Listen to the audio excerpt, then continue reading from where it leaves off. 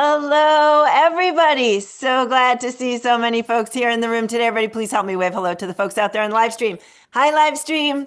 You probably don't get the joke, but the rest of us do. All right, we are starting here again on the Daily Antidote song. Thanks, everybody, for your patience.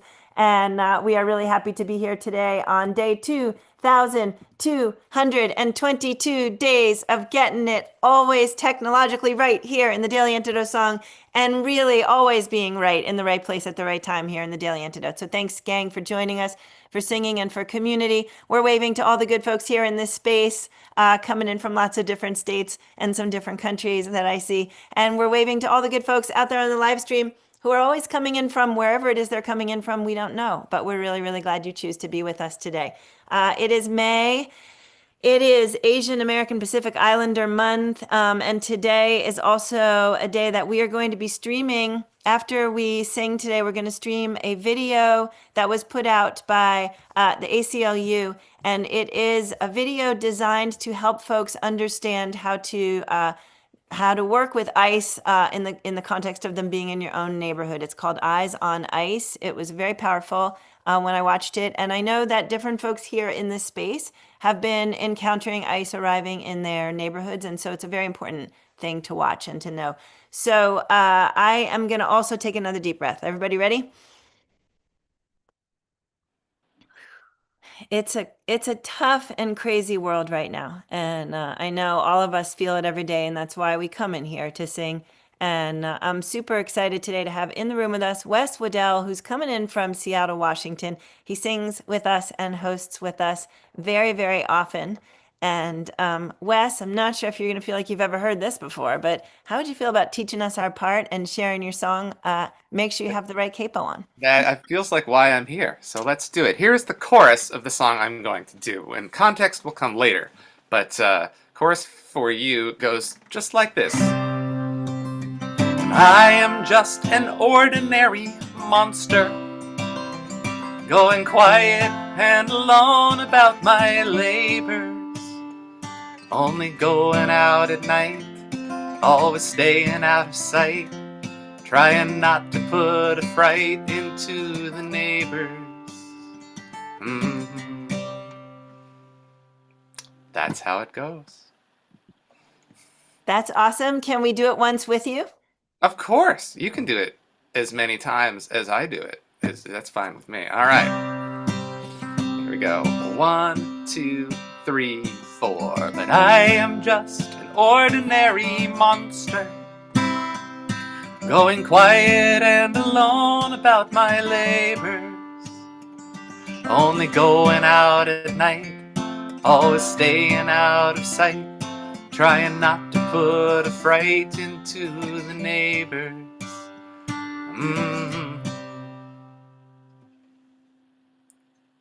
There you go.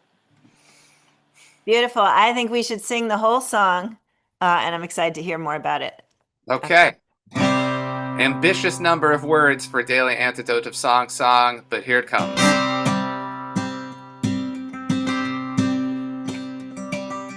If I were a vampire, I'd live inside a castle full of drafts and full of shadows, full of wings and full of eyes. I'd sleep inside a coffin, as peaceful as a manger, as certain as the danger you know is gonna rise. And if I were a vampire, I'd sit atop a tower, high atop the tower, atop the highest hill. I'd swoop down to the forest on unsuspecting travelers, alone inside their coaches, and bend them to my will. Here we go. But I am just an ordinary monster, going quiet and alone about my labors, only going out at night, always staying out of sight, trying not to put a fright into the neighbors.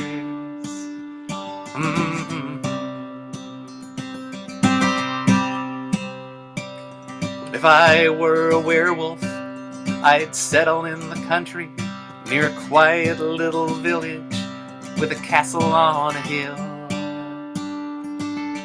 When the moon was rising, I'd slip into the forest to the middle of the clearing and howl with all my will. And if I were a werewolf, I'd struggle with my nature. I'd struggle with the darkness, and I'd struggle with the light. But if a lonely traveler should be set upon by evil, I'd struggle with the evil and save them from the night. Do it with me. But I am just an ordinary monster, going quiet and alone about my labors, only going out at night, always staying out of sight, trying not to put a fright into the neighbors.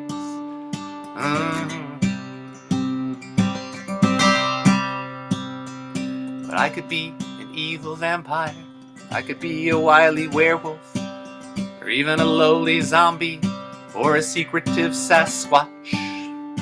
And everybody knows their stories, they have been around forever. And if they had a series, well, that's one that I would watch. I don't crave attention, and I don't care for glory, and I don't need a mention on the tabloids or TV.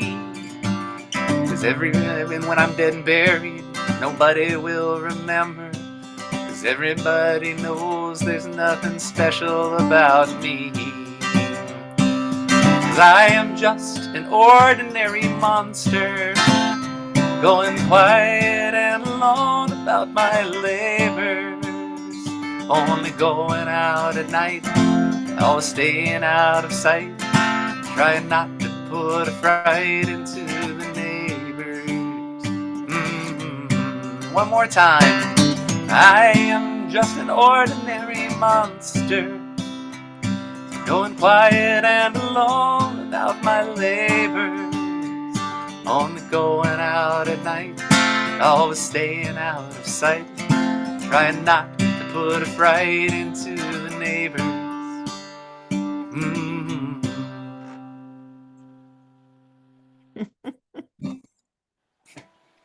Thank you, Wes, for making us laugh. Thank you, Ruth in Birmingham, UK, for giving us a monster to be scared of. And Wes, that was a lot of fun. And yes, a lot of words, but I saw folks really singing along on all of them, even through your verses. It was melodic enough that that was super possible. And chorus is great. Tell us more about that song. That is really fun. This song was written by Matt Price, who was Seattle-based for years and years, one of the most literate songwriters I've ever met, and one of the kindest individuals. Matt and I became pretty close over the years. Did a lot of writing, sort of in parallel. Matt moved to New England just about a year ago, and he died somewhat unexpectedly at the end of March. And I've just had his music in a loop in my head since then, and I wanted to share some of it and let some people know about him. He has this extraordinary ability often in his songs to sort of blend whimsy with, you know, layers if you want to go digging. And the world being what it is right now, it's easy to forget that joy and whimsy are important, you know, ingredients in the recipe. It all needs to be in there, and it all needs to get stirred together. But you know, I tried to pick one of the songs with the fewest number of words, and this is where I landed, because that's the kind of writer Matt was. But I love the idea of the sort of the ordinary monster still just doing his part. That's beautiful. Thank you, Wes. So Clelio is going to pop a link in the chat for your friend Matt. Can you tell us his name again? Yeah, Matt Price. If you Google that, the first musician that comes up is someone far less interesting. But so I'm really glad that you're going to put a link in there. Matt Price Monster as a search on YouTube will turn up a couple of versions of him singing this. And yeah, he was, Beautiful. you know, I miss him, and I'm so grateful that, you know, that I knew enough about him to miss him the way I do. That is so lovely. I'm so grateful that we're all getting to learn about him and also getting to put his song out there in the world and hopefully also be teaching folks out there on the live stream about him as well as all the folks in here.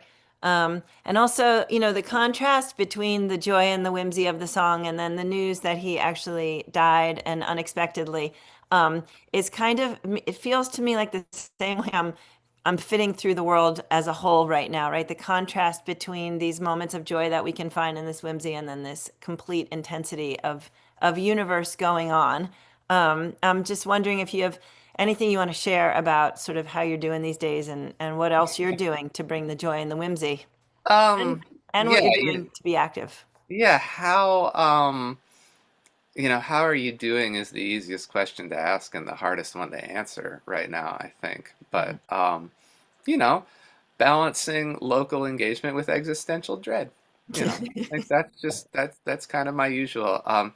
I do stay very active in event land, and I have this sort of arbitrary career goal at this point in my white guy career of trying to be professionally carbon neutral, which means only taking up as much space on stage as I can also create for other people. I have no idea if I'm actually accomplishing that, but it's a good way to try to guide the choices I make and the time that I put toward administrative and production energies as well as my own performing. Um, also trying to stay active and engaged in some hyper local groups that do some mutual aid, some documenting and reporting, and just and some reminding of one another that we're not alone. Beautiful. Thank you. Thank you. Thank you, Wes. That felt to me like so many things that I am thinking about all of the time and also engaging in all of the time. And I actually had this little moment where I thought we should change our tagline instead of Daily Antidote a song, making each day better one song at a time, or Daily Antidote a song, changing the world one song at a time. It should be Daily Antidote of song, balancing local engagement with existential dread. What do you think, gang? Is that a good new I mean, tagline? if you want a choice with more words, it's always going to get my vote. Um, but and if I had known, I should have done a little more research. If I'd known that I had signed up for day 2222, I mean, I would have, I maybe would have picked a song to celebrate the twos. But I'm happy with my choice. I just, you know, again, you take the sort of you take the whimsy where you can find it, That's and so. that was a fun thing to see pop up on the screen.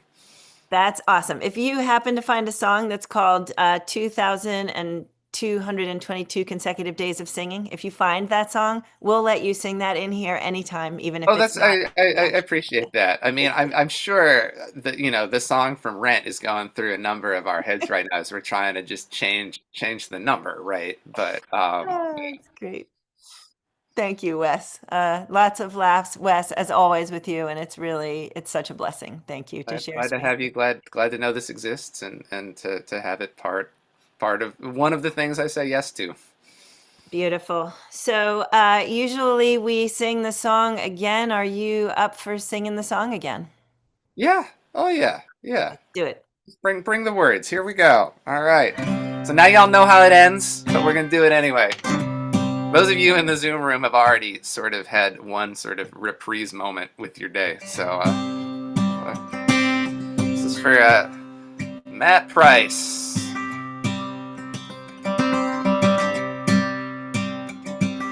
If I were a vampire, I'd live inside a castle full of drafts and full of shadows, full of wings and full of eyes. I'd sleep inside a coffin as peaceful as a manger, as certain as the danger you know is gonna rise. And if I were a vampire, I'd sit atop the tower, high atop the tower, atop the highest hill. I'd swoop down to the forest on unsuspecting travelers, alone inside their coaches, and I'd bend them to my will. But I am just an ordinary monster, going quiet and alone about my labors, only going out at night, always staying out of sight, trying not to put a fright into the neighbors.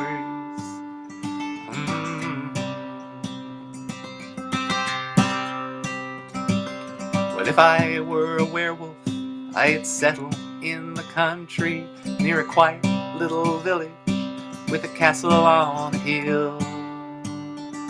And when the moon was rising, I'd slip into the forest to the middle of the clearing and howl with all my will. And if I were a werewolf, I'd struggle with my nature, I'd struggle with the darkness, I'd struggle with light. But if a lonely traveler should be set upon by evil, I'd struggle with the evil and I'd save them from the night.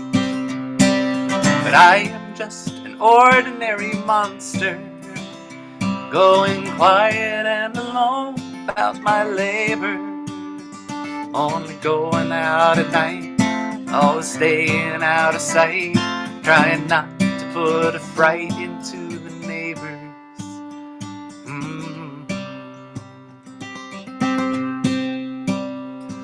I could be an evil vampire, I could be a wily werewolf, I could be a lowly zombie or a secretive Sasquatch. And everybody knows their stories, they've been around forever. And if they had a series, well, that's one that I would watch. But I don't crave attention, and I don't care for glory, and I don't need a mention on the tabloids or TV. When I'm dead and buried, nobody will remember, 'cause everybody knows there's nothing special about me. And I am just an ordinary monster, going quiet and alone about my labors, only going out at night, always staying out of sight, trying not to put a fright into the neighbors. 'Cause I am just an ordinary monster, going quiet and alone about my labors, only going out at night, always staying out of sight, trying not to put a fright into the neighbors.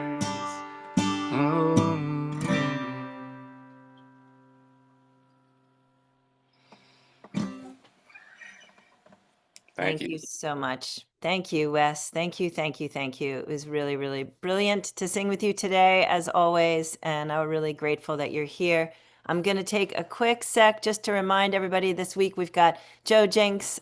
He did Monday in from Ohio, and please go back and check it out if you missed it. Juan Diaz yesterday teaching us about Cinco de Mayo history, coming in from Chicago. Wes today in Seattle. Thank you again, Wes. Tomorrow we're singing with Babalwa, who will be joining us from South Africa, hosted by Alistair Mook. On Friday, we're going to sing with Katie Sontag out of Oregon. On Saturday, Irene Espiritu out of California. And on Sunday, Kim Bothan coming in out of British Columbia. And we hope you'll join us for all of that. And just another big thank you to Wes before we move towards, thank you, Wes. Doo-doo-doo. Love having you here, Wes. Thank you. Before we move to the next little piece of action today, which is as a community, everyone is invited to stay to watch an ACLU video that was created by the ACLU to support people who are finding themselves in a neighborhood with ICE. And so we are going to share that here and stream it. Stay as long as you are able. Hopefully folks can watch it through to the end. If not, you can find it online to rewatch it, or you'll be able to come back here and rewatch it. And what we would like to invite everybody to do during the video while you're here is to put into the chat any organizations local to you that you are working with, that are working to support democracy, that you feel we should all know about, so that folks who are watching us on the live stream might learn about organizations in their own areas, and we can all learn what's going on in your areas. We do request that you only put links in for organizations that you've directly worked with, been in contact with, supported, that you've already clicked through on the links and that you know that it's all good. Don't put things in if you haven't actually, in some form or another, vetted them. Thank you. That we appreciate that. And we're going to assemble all those links and make them available to everybody. If you don't know if the link, if you want us to do a little bit of checking, just put the link in and put a note for us. Can you check this? And we'll do a little check before we put it out there. So in another couple days, we'll have a link available so people can read everything that everybody everybody deposited into the chat. Folks out there on the live stream, go ahead if you want to, and also put links in the chat out there because we'll be checking both the chat on YouTube and on Facebook to collect all your links out there too. So we want to thank everybody so much for being here. I'm going to go ahead and get that video started. And Wes, thank you again. We really appreciate you being in our community. And my video has shifted, so I'm going to have to go figure out where it has gone. And everybody please hold tight while I figure it out because we set this all up in advance and it is not there now. Ta-da! All right. So I have to go through the whole thing again. So thanks everybody for being patient. We're going to try this again. And it might take a couple of times to get it right because it was being difficult earlier, which is why we were, in fact, a little late on the opening. All right. Everybody wish us all a lot of luck. And I'm going to try to do this now. So Clelio, please unmute and let me know if it's working or not working as soon as I get started. So I'm going to go to share and I'm going to click on it and share sound. And we don't have it again. Okay. All right. We've been through this loop before. It took us several times. So everybody please hold tight. And I'm going to actually just mute for a minute while I'm working on this. Thank you.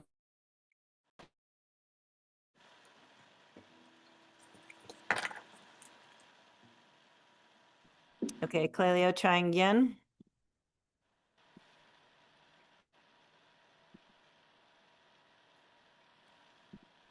Okay,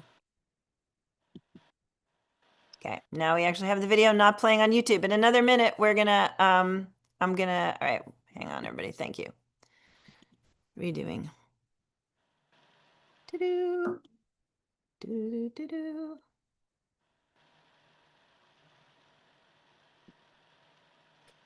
Trying again.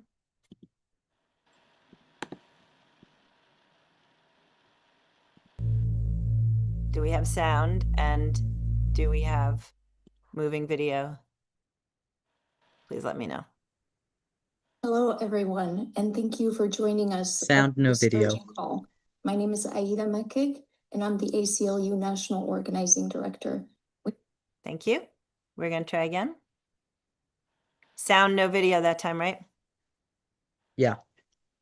Can you remind me what we think we did when we got it to work the last time? I'm in a separate window. You pulled straight from your thing, you hit share, and then you hit Safari. Okay.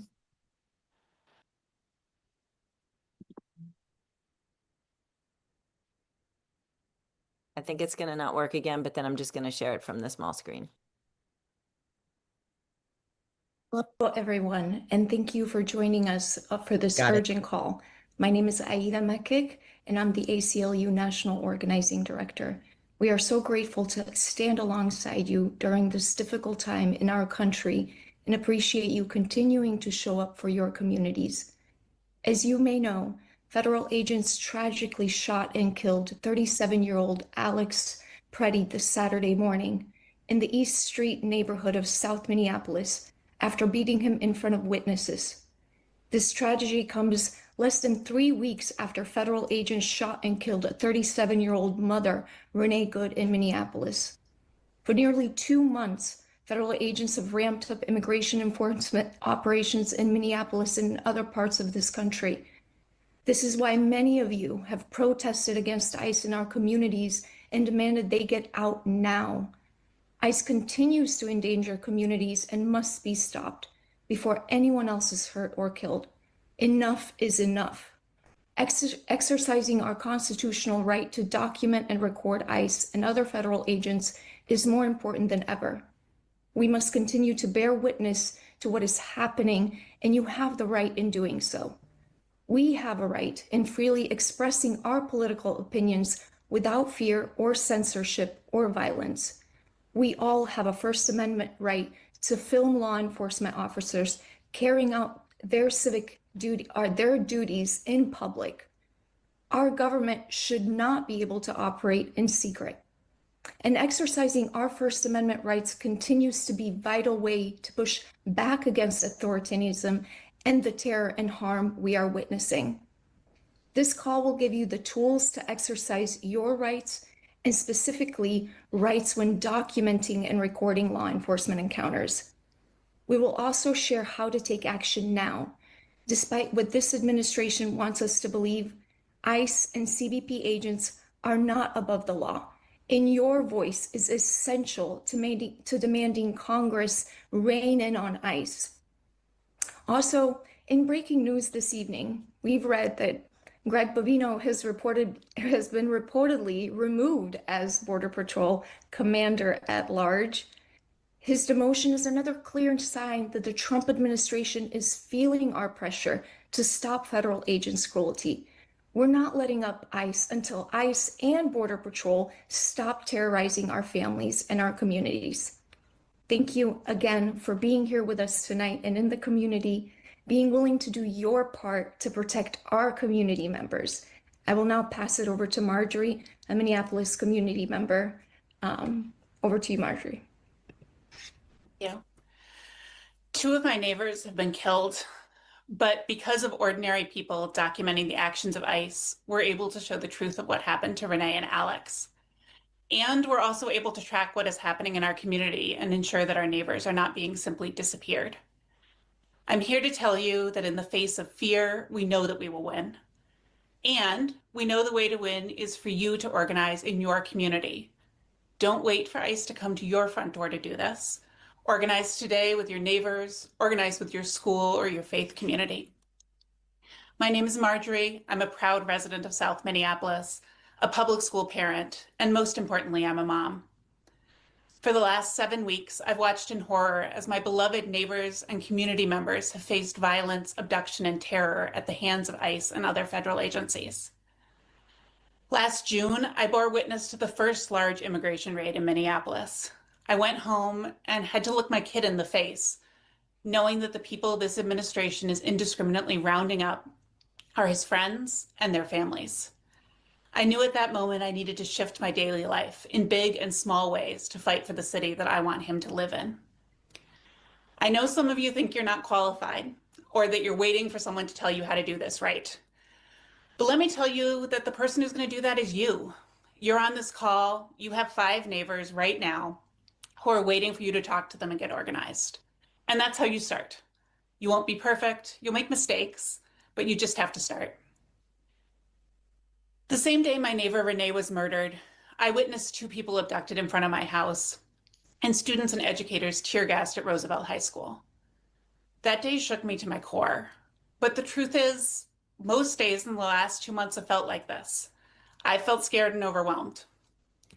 But amidst all this terror and grief, I've been inspired to see the tens of thousands of people around us, from young kids to parents to elders, all coming together to protect each other.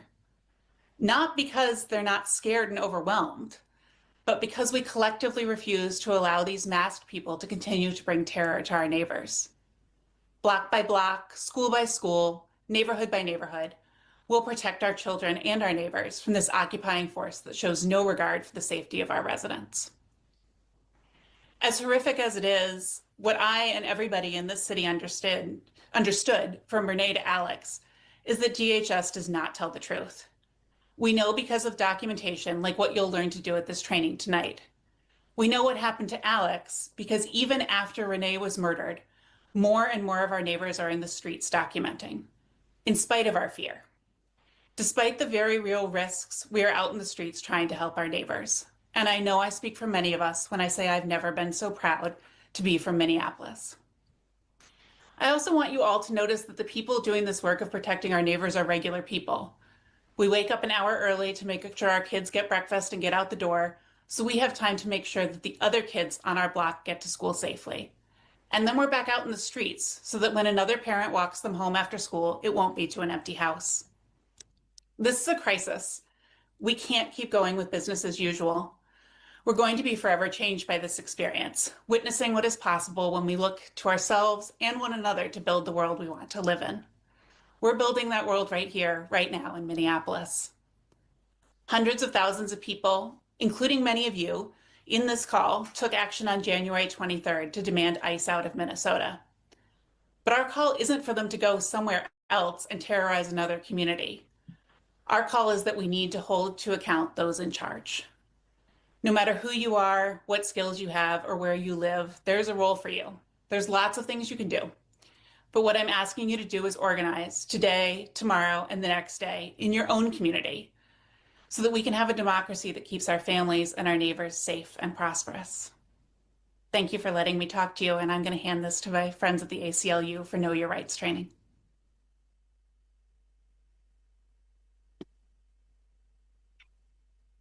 Hi everyone, my name is Biel and I'm a legal fellow at the ACLU Speech Privacy Technology Project, where I work on defending the First Amendment rights of grassroots activists and organizers.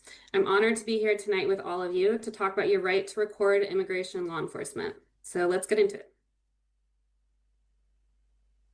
Next slide, please.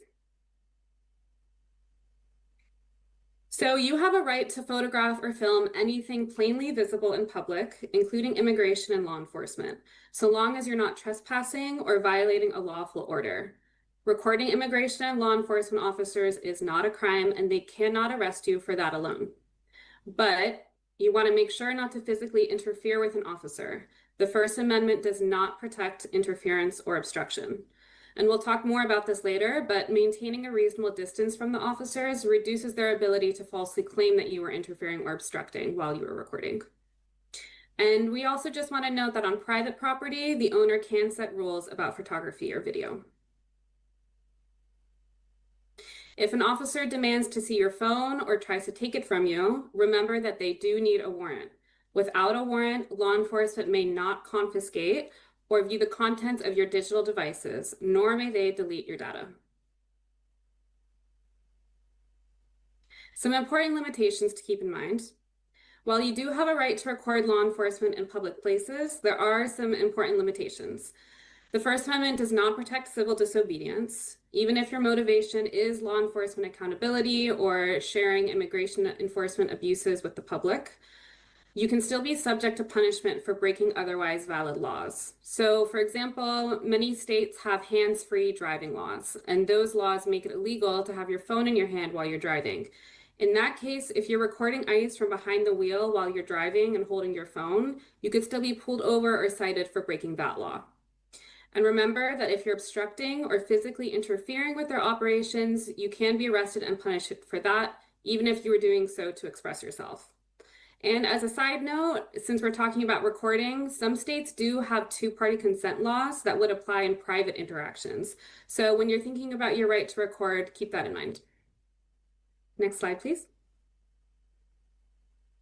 Even though you do have a right to record immigration and law enforcement in public, that doesn't mean that it doesn't still carry risks. And so we want to talk about them today.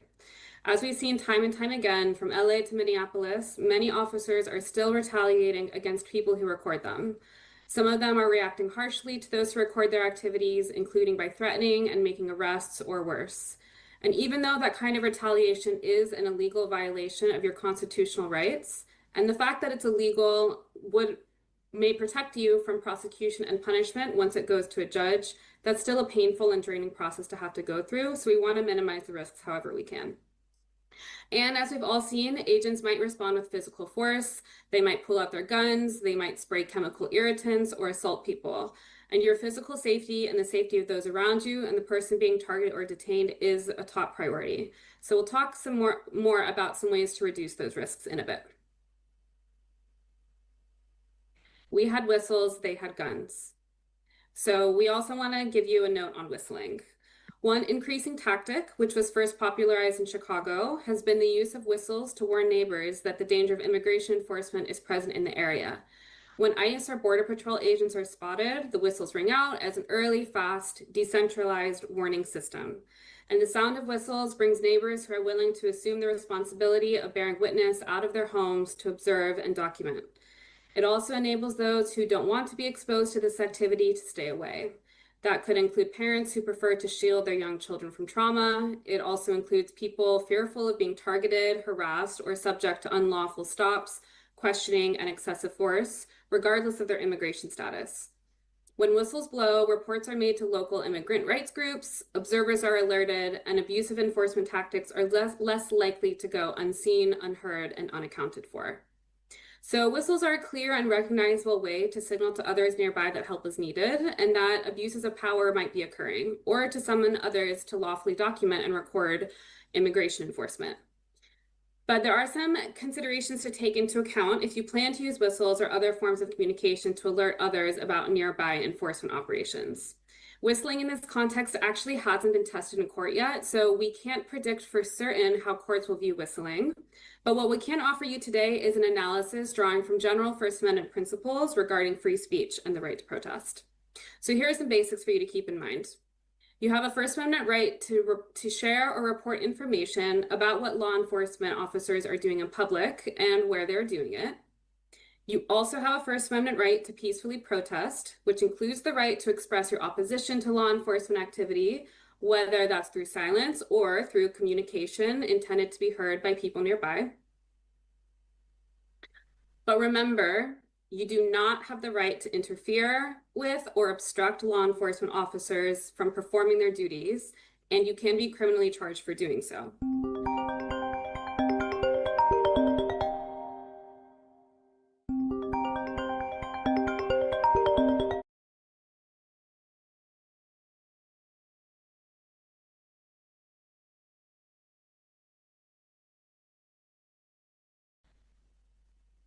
Next slide, please. Oh, no, sorry, that's the right slide.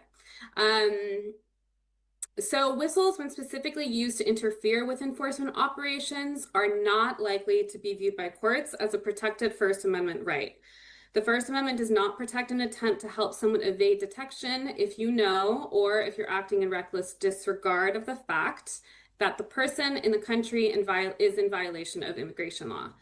But again, because these questions are largely legally untested when it comes to whistling, the best we have to share with you is an analysis drawn from general First Amendment principles. Whistling done with the intent to alert the community to general dangers of aggressive law enforcement as it impacts all people is more likely to be viewed by courts as protected by the First Amendment. So that includes whistling to summon willing observers to come out and bear witness in the hope of deterring abuse and holding officers to account. That includes whistling to warn vulnerable and risk-averse neighbors of the threat of excessive force, harassment, and wrongful arrests, especially if they're perceived to look or sound undocumented. Whistling to alert parents who wish to shield children from the trauma.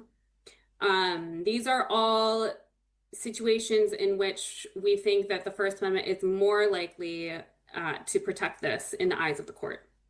To be clear, when we say more likely, we are saying more likely because no cases have yet tested whistling specifically in this context, so we can't predict for certain how courts will view the activity at this time. And I know this leaves a number of open questions, especially since whistling is often done with many other people who may hold different purposes in their minds, and these are legally untested waters. In addition, ordinary rules prohibiting obstruction, physical interference, and creation of safety hazards always apply, as well as local noise ordinances. So blowing a whistle will not shield you from being charged with other crimes. In considering whistling, given these uncertainties, you can also always consult additional and especially more local expert resources. And finally, whistling may antagonize law enforcement agents, and therefore you will also need to assess your own personal safety risks for yourself, separate from even risk of arrest or prosecution. Your personal level of risks there may also depend on the history of other activities or actions regarding immigrants and law enforcement, or the histories of the people with whom you're coordinating. Now I'm going to pass it to Maribel to tell us more about ways to reduce risks while recording immigration and law enforcement. Thank you, Bill, and hello, everyone. My name is Maribel Hernandez Rivera. I use she, her pronouns, and I'm the National Director for Immigrant Community Strategies at the ACLU. Thank you for being here tonight. First, I want to say thank you for the work that you do. Thank you for being here. As somebody who is formerly undocumented, I'm just touched by the fact that so many people are putting their lives at risk, their safety at risk to protect our communities. I can tell you I was a teenager when I was undocumented and did not think there were people out there like you. Thank you for being here. Now, Buell has just shared with us what our rights are, what the Constitution says. And it's important to note that the Constitution protects every single one of us, documented or not, citizen or not. And then again, we are seeing that this administration seems to care less about the Constitution. But we're not going to let them get away with it. Because if we give up our rights, that's the easiest way for them to trample on them. If we continue to exercise them, we're going to make it that much more difficult. Aida mentioned earlier today that we're seeing change. The fact that Greg Bovino won't be there anymore, that's huge. So I know sometimes it feels difficult, and sometimes you wonder, why do this? Does this matter? Sometimes I know I have heard people ask, why know my rights if they're being violated? And I can tell you a few things. One, why do this? Because it does matter. Because there's some people who are very vulnerable right now who need you to speak out. One. Two, knowing our rights is important because even if they get violated, being able to document, which is what we're talking about today, it's important so we're able to challenge violations in court. And three, when we're talking about documentation, that is how we change, that's how we show the abuses of power. That's how we change the conversation. We're seeing more and more people right now saying, enough is enough, not on my watch. Why? Because people like you are documenting and recording. So we talked to you about your risks, the rights. Let's talk about the risks because those are very real, right? We are seeing it. And we are seeing that even if we know our rights, there might be violations. So let's be ready for this. Our top concern for you all is your safety and de-escalation. And again, we can tell you ways to prevent or minimize risk, but we can't eliminate it, unfortunately, at this moment. But nevertheless, let's keep this in mind. One of the ways to mitigate risk is by maintaining our distance.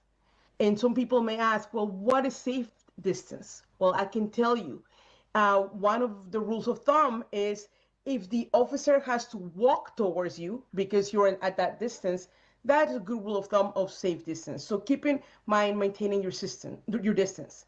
Another one, avoid sudden movements and remain calm. One of the things that officers often rely upon, they're like, well, I had reasonable cause to believe that Maribel was going to do X because she all of a sudden did Y.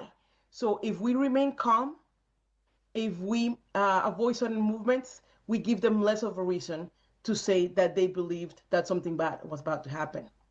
As Buell mentioned, there are laws in certain places where you can't be using your hands and holding other things while driving.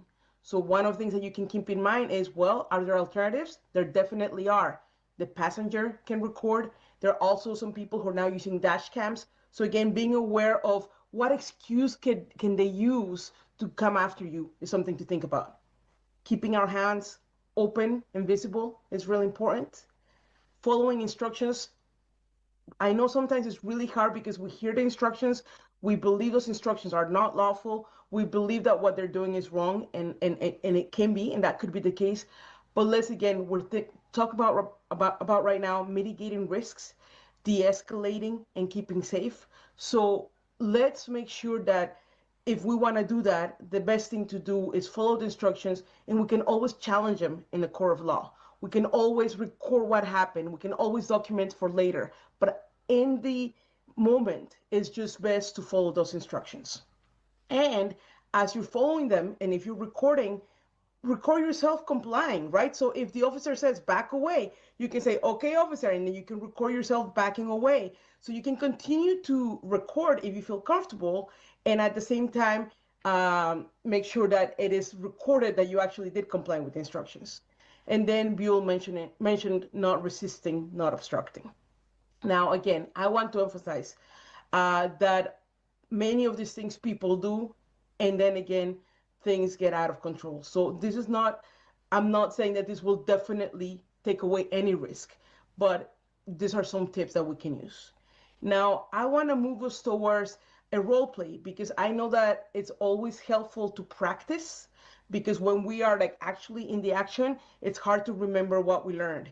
So it's always better to practice right now. So I'm going to ask Buell to come on camera so that we can both do a role play. And let me set the scene for this role play. First, I want to thank the Midnight Special Law Collective because they created these role plays.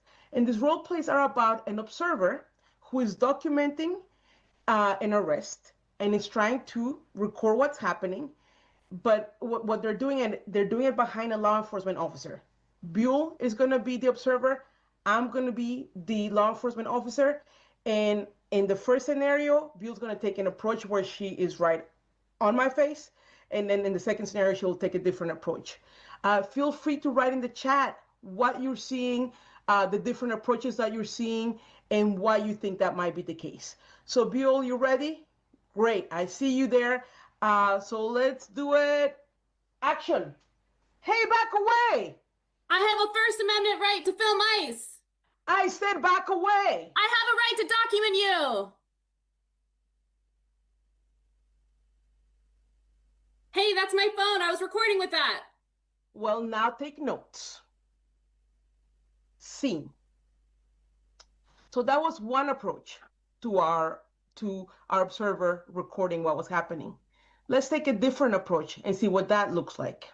In this approach, you will see how Buell behaves. Buell, you ready? I'm ready. All right. Hey, back away. I'm backing away, officer. I told you to back away. I'm backing away, officer. Scene. Thank you, Buell. Buell, can you share with us? I know our audience is participating in the chat and telling us what the differences are, but from your perspective, what were those differences? So in both scenarios, I was exercising my right to record immigration officers operating in public. And from a legal standpoint, the Constitution should protect me from arrest or prosecution for recording in both scenarios. But you can also notice some key differences in how I handled the officer's aggression and threats.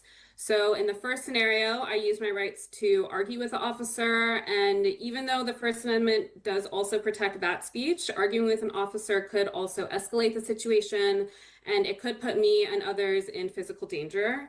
And in the second scenario, I simply exercised my rights while also de-escalating, and I achieved the same result, which is getting a recording of the officer's activities. And in the meantime, I also reduced my risk and the risk to others around me and the person who's being detained. Thank you, Buell. And again, those are two approaches for you to think through how would you react. And again, sometimes in the middle of the action, it's hard to think about it. So if you think about it now, that's the best way to do so. All right, can we go to the next slide, please? Now let's talk about best practices when recording.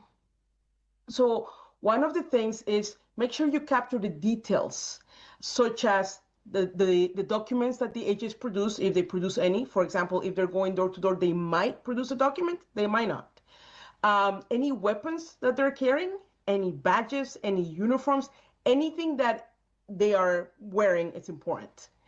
Also capture the context. For example, if you're in the street, what are the street signs? What are the landmarks? That's important. Are there any other cameras present? Because as we have seen, it is because of the cameras and the recording that people have done that we know what happened. And seeing it from different angles is really important. So are there any other cameras present? If you are recording, do not stop recording between shots because that way it's easier to know exactly what was happening. Now, after you film, make sure that you make a copy of the footage so that you don't lose it to another device. Make sure you do not edit the original and that you do not edit the file name or anything. You want to make sure that it's preserved as is, because if we are to use it as evidence, we need to make sure that it has not been tampered with. Now, one of the questions that I get asked for is like, okay, what do I do with the footage?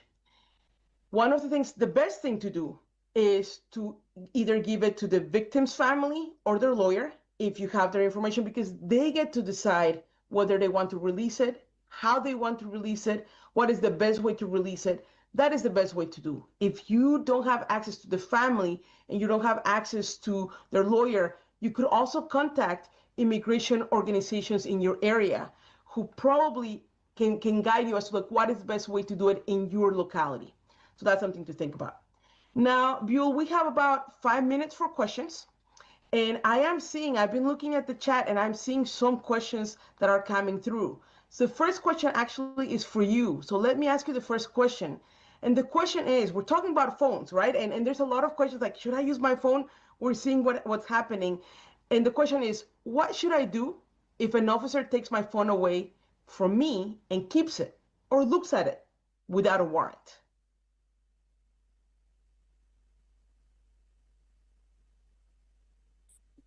So if an officer takes your phone away or looks at it without a warrant, then you should immediately make a detailed record of the incident. You should write down exactly what happened. You should write down the officer's badge number if you have it, the number of their patrol car, and you should also collect the contact information of anybody else who was around you and witnessed it. And especially if they also have video documentation of the incident, you'll also want to collect that. And then we recommend reporting it to a legal team that you're working with if you have one, or otherwise you can reach out to your local ACLU to share what happened. And that way we can vindicate your rights from there. Thank you, Bill. And speaking of warrants, we're getting a lot of questions because in recent days, there was this reporting about how ICE and this administration has now told ICE, you know what? You don't need a judicial warrant to enter somebody's home. You can actually use an administrative warrant. So we're getting a lot of those questions. And the question is, has that changed? Bill, do you want to take it first? I can add. I'm going to let you go ahead with that one. You got it. Well, so I think this is really important. The Constitution has not changed. The law has not changed. Because this administration says so, it doesn't mean that it's so. So in the case of a judicial warrant, let's just be clear. The Fourth Amendment requires that any government official has a judicial warrant, and that is another question that we got. What is a judicial warrant? It's a warrant signed by a judge. It is issued by a court. It has to be valid. It has to have the date that is valid, and it has to clearly state what they're searching for or who they're looking for. Those are the requirements under the Constitution, which again protects every single one of those. That has not changed.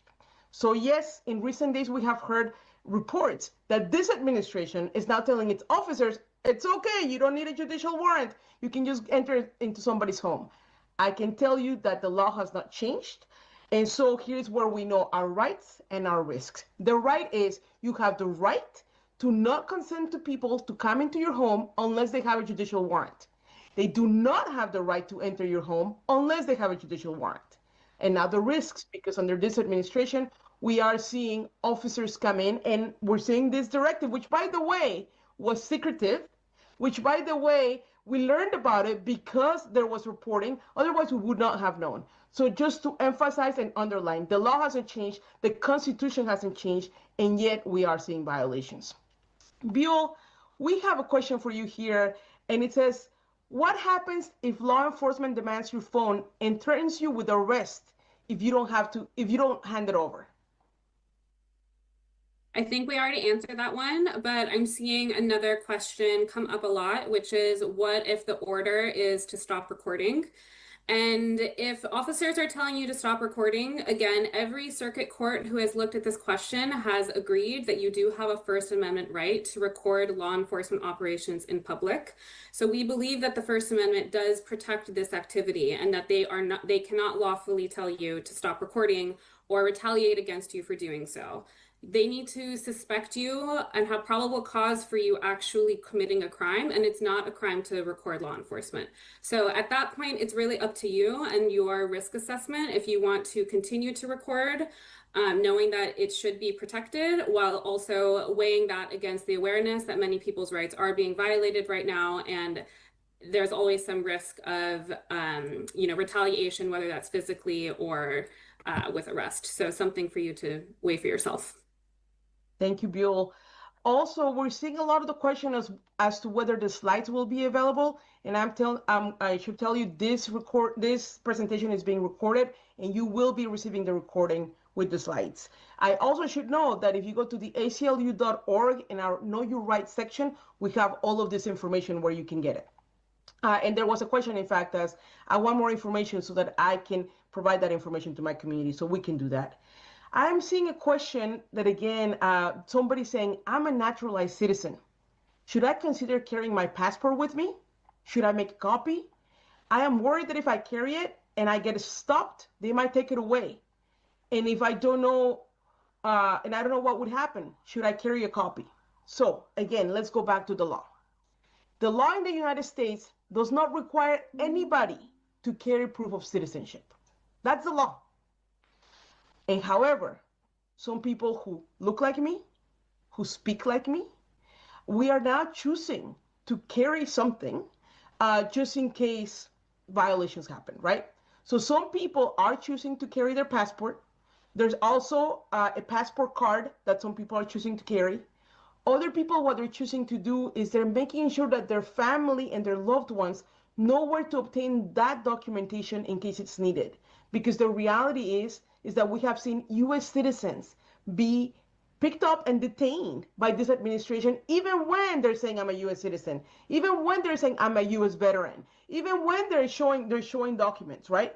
And the way for them to get out is to show that they're U.S. citizens. So you could either carry something with you, and I understand the risks are real. I hear you in terms of that it could be lost, it could be damaged, it could be taken. I hear you. That is, and so what we need to do is a risk assessment. What makes you feel more comfortable? You could carry a copy and then keep the original at home and make sure that your emergency contact knows where to find it.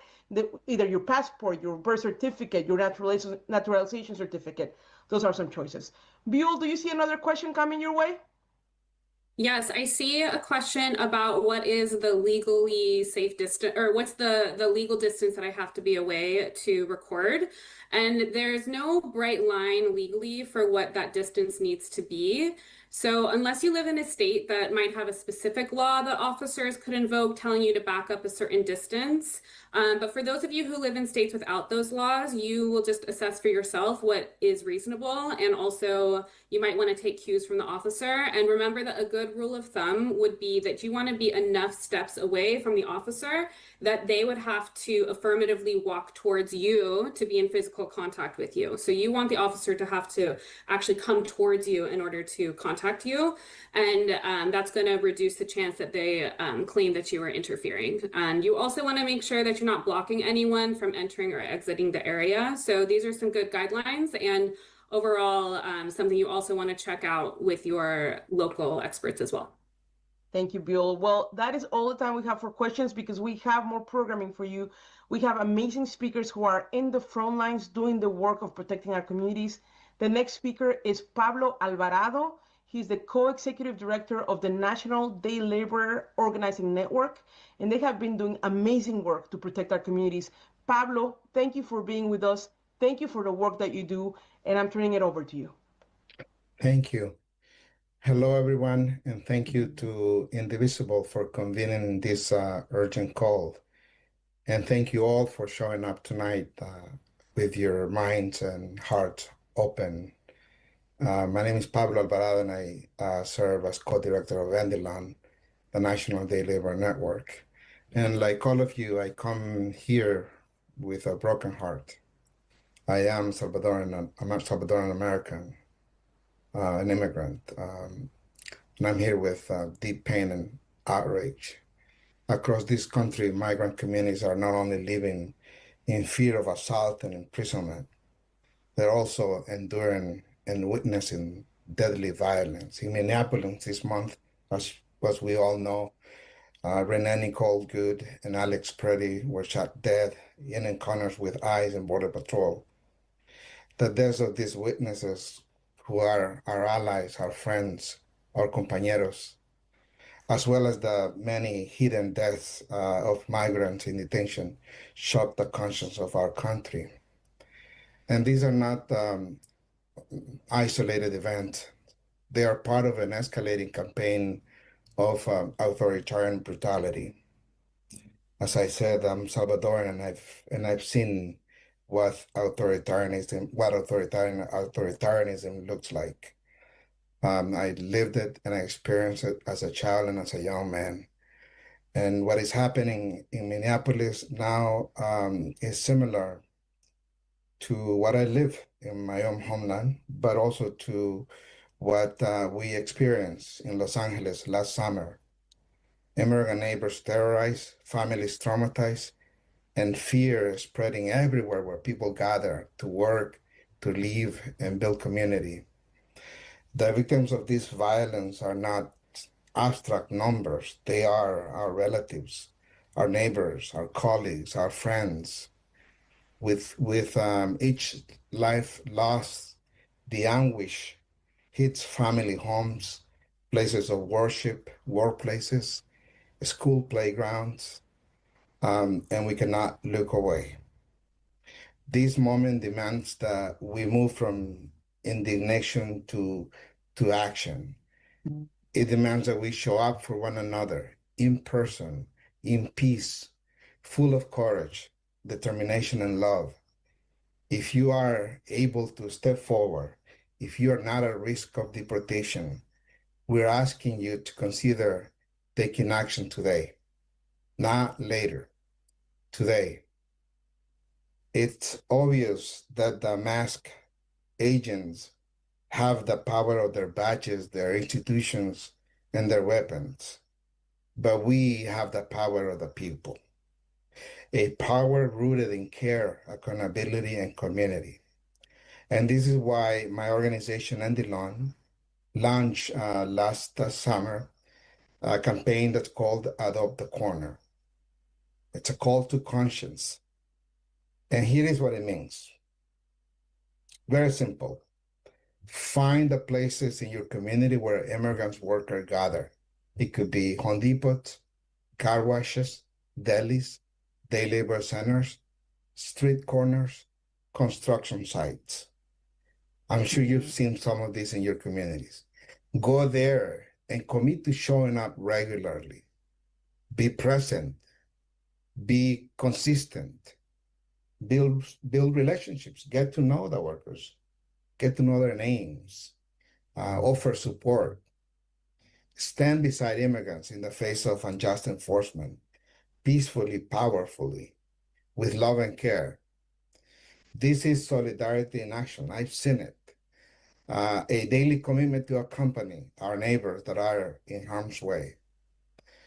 Our invitation is about presence, to bear witness, to document the cruelty, to build trust with immigrants, and let all vulnerable neighbors know that they are not alone, that we are not alone. Adopt the Corner is rooted in our belief that solo el pueblo salva al pueblo, that only the people can save the people. Throughout history, when government power inflicts violence and intimidation on marginalized groups, it has been the consistent, visible presence of community that has made a difference. Chicago and Minnesota have also taught us that.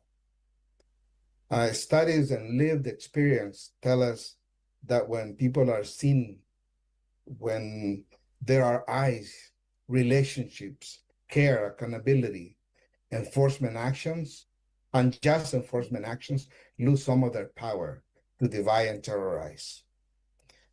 Your presence matters. Your consistency matters. Your care matters. So here today, I want to make a clear request. Please, if you're able, adopt the corner in your community. Visit our website, endilon.org, adopt the Daily Labor Corner to find more information and get involved. Today, we honor the memories of Renee Good and Alex Preddy by doing that because they stood with us for solidarity. They stood for courage, for solidarity and justice. So thank you all for your time, for your commitment. We need all of you. We need you to show up, to stand beside immigrant neighbors, and to live the values that we claim. Solo el pueblo salva al pueblo. Only the people can save the people. Muchas gracias. Thank you so much, Pablo. I'm And gonna now we're pass gonna it to my sister Satari Gandehari from our sister organization, the Detention Watch Network. Thank you, Pablo. Thank you for your powerful words and the powerful work that you all lead. My name is Setara Gandahari, and I'm the Advocacy Director at Detention Watch Network, a national coalition building power through collective advocacy, grassroots organizing, and strategic communications to end immigration detention in the United States. For nearly 30 years, we have been dedicated to exposing the horrors of immigration detention in the US, a system that is fundamentally inhumane, unnecessary, and deadly. I wanted to take a moment tonight to discuss how the violent attacks that we are seeing in our communities against our immigrant loved ones is connected to the immigration detention system, which is where people, including many families and children, end up after they are targeted and removed from their communities, and how this detention system is a central part of the administration's deportation agenda. Right now, the United States is experiencing unprecedented expansion of the immigration detention system, which was already the largest detention system in the world. This system has expanded by nearly 75%, with over 70,000 people currently in ICE detention. And this administration is aggressively trying to expand that system even further. From tent camps on military bases, to big private prisons, to contracts with local jails and state prisons across the country. The Trump administration is on a spending spree, and the number of people detained will skyrocket over the next 3 years if Congress doesn't cut their funding now. This is why we have also called on members of Congress, in addition to cutting the funding of these agencies, to routinely visit facilities and exercise their oversight of the system. To be clear, as many of you may know, these detention centers are ripe with terrible, abusive conditions, including inadequate medical care, inedible food, and racist abuse. Last year, a record 31 people died in ICE detention. And this year, within the first 2 weeks of the year, we'd already seen six deaths, one of which is being considered a homicide at the hands of detention guards.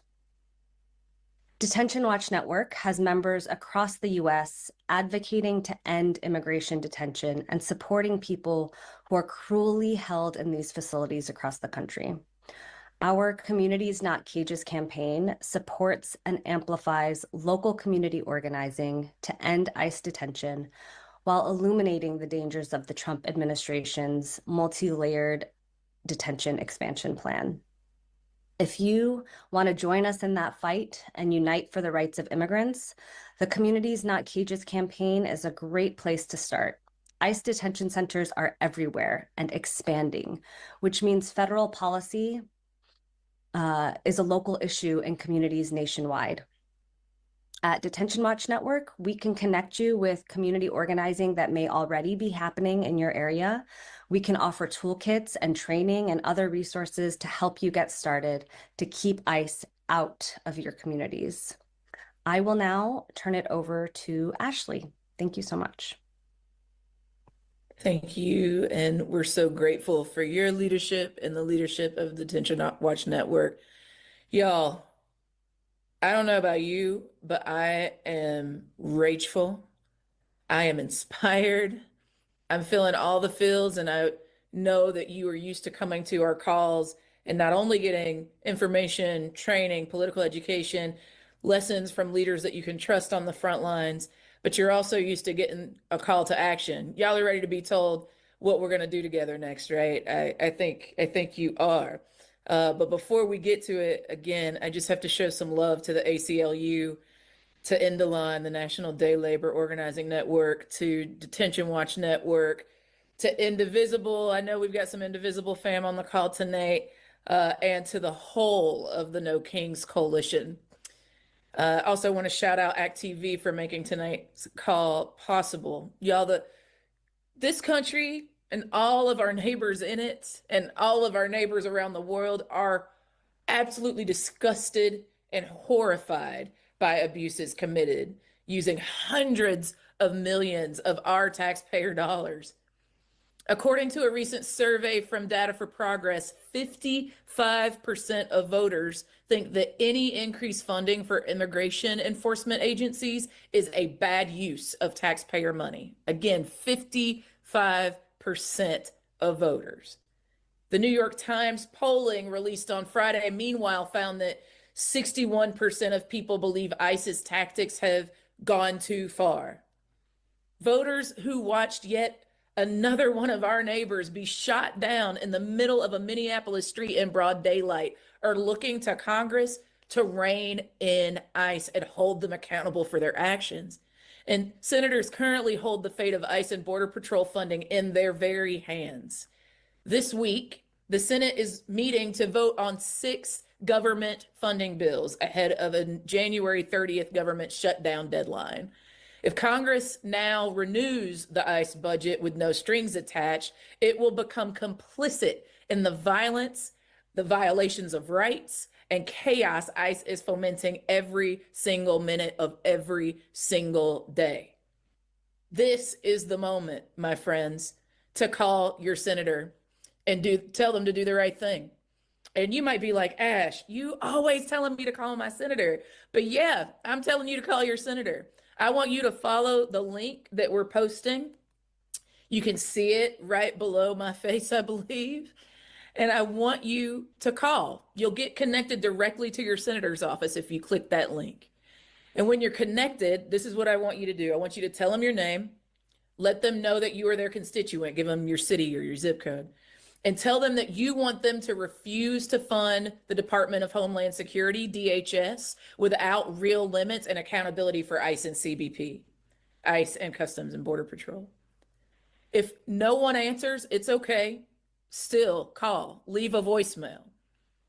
And I also want you to sign our petition calling on Congress to end these reckless immigration raids that are literally destroying families and communities, and oppose any bill that would further expand ICE's already massive budget. Y'all, I see you in the chat dropping other calls to action. I see you. There's so much that can be done. These are 2 concrete things that you can do tonight. And if you've already done it, you can do it again. And if you've already done it twice, then you can ask a few of your friends to come and do it with you. Right? If you are focused on other actions, you can keep sharing them. I see the ICE Out for Good and other things in the chat. I see you. Thank you again for taking the time to join this call, not regarding it robbery, to come together across difference, to be here learning together and making a commitment to take action together tonight, to learn about your rights and be willing to do your part to protect communities from the horrible, horrible harms that ICE is creating for our people. Your voice and actions matter. When we turn intimidation into momentum, y'all, we change what is possible. We make the impossible possible. While it can feel daunting, scary, overwhelming to speak out in the face of threats, other nonviolent movements have shown us that when we show up and we come together across our differences and we're bigger than the sum of our parts, we can keep each other safe and we can protect each other while we exercise our rights. We hope the information we provided on documenting and recording law enforcement encounters is helpful as you continue to support your communities. I personally, and I think every single speaker on this call, share your outrage in this moment, share your grief, share your concern. And I want to commend you for your bravery and continuing to take action despite all the odds. As was just shared, Congress must also do their part to stop ICE from harming our communities and to keep us safe. Your outreach to them is essential. It is critical. It is necessary for them to do the right thing. So please take a moment to call your senators, call your members, and tell them not one single penny more for ICE brutality. We also hold another one of these calls. We're going to do it. And I ask that you don't just be the only one of your peeps that show up to the call. I'm asking that you recruit 2 neighbors to join the next Eyes on ICE training. Again, I want you to call your senator. I want you to get folks to do it with you. I want you to sign the petition. And I want you to get 2 of your neighbors to join the next Eyes on ICE training. Y'all, we're going to continue to stay in touch. We're going to continue to stay connected, and we're going to continue to share information on what is happening across the country to our people and ways that you can take meaningful action to make a change and build the kind of world that we've always deserved, where we have healthy, sustainable, and equitable communities for all of our people. Again, I want to thank you one more time and all the organizations that made this call tonight possible, and for you for not regarding it robbery to once again show up and show out with us. To the thousands, tens of thousands of you that are on the call, we are grateful. Thank you, and we'll see you next time.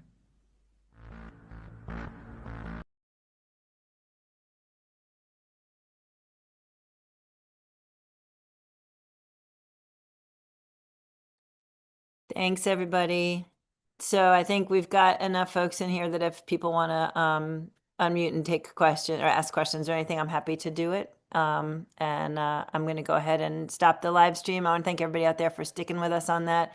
I do want to note that we are not speaking in terms of that video about political parties. We're speaking about the issues that are our democracy, our Constitution, and kindness and care and human rights. And those things are not about political parties. They are about our nation's way of living in and being in the world. And we should be able to expect that from the nation that we have all contributed to building in these years. So thank you.